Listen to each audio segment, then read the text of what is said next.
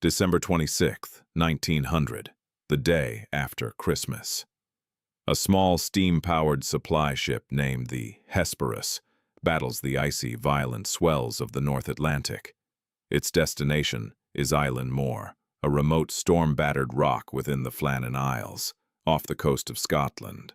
On board is Joseph Moore, a relief lighthouse keeper, returning to duty.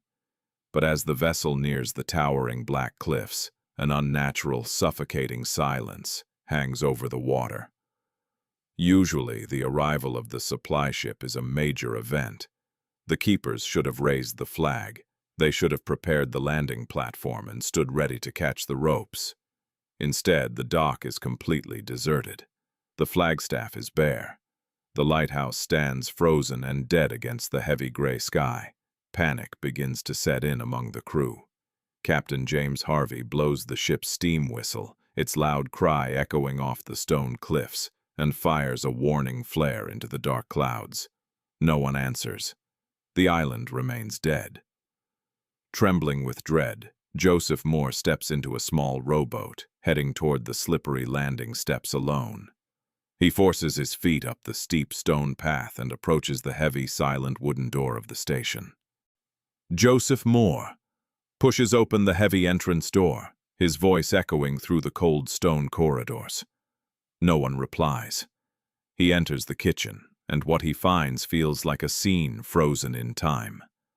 The air inside is completely ice-cold.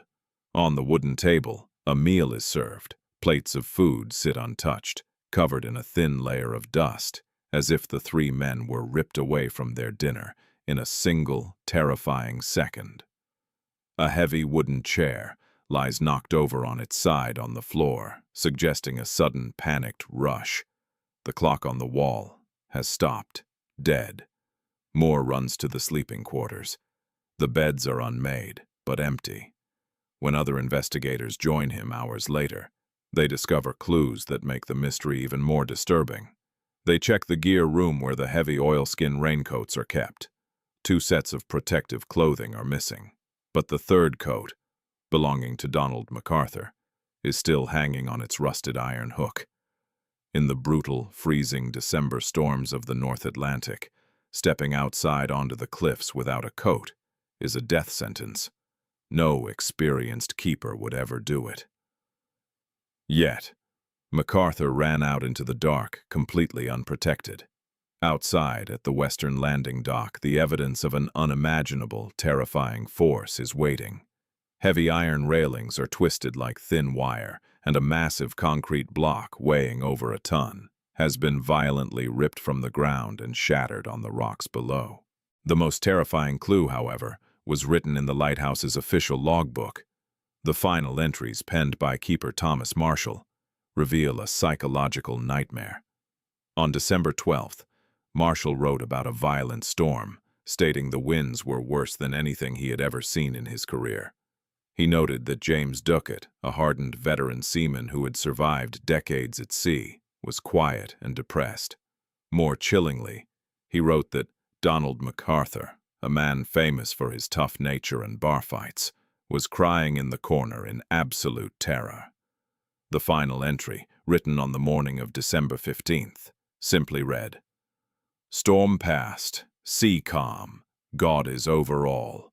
But when investigators checked the official logs of nearby ships and coastal weather stations, they uncovered a dark truth the government tried to redact. Between December 12th and December 15th, there was no storm in the area. The skies were completely clear, and the ocean was calm. What kind of phantom storm did the keepers see? What made these hardened men weep and pray? 3 experienced men vanished from a locked, isolated island without leaving a single trace or body behind. Did a sudden rogue wave sweep them into the abyss? Did isolation drive them to madness and murder? Or did something else crawl out of the dark ocean onto that lonely rock? The files remain redacted, and the Flannan Isle lighthouse still stands, keeping its dark secrets forever.